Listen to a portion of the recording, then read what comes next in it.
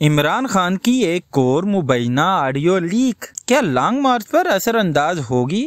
جاننے کے لیے دیکھیے یہ report. Chairman Pakistan Tehreek Insaf P T I Imran Khan کی ہارس ٹریڈنگ سے متعلق ایک اور مبینہ آڈیو لیک ہو گئی۔ Chairman P T I Imran Khan کی لیک ہونے والی آڈیو میں کہا گیا ہے کہ اب سے لے کر 48 گھنٹے بہت لمبا وقت ہے اور اس میں بہت سی چیزیں ہو رہی ہیں۔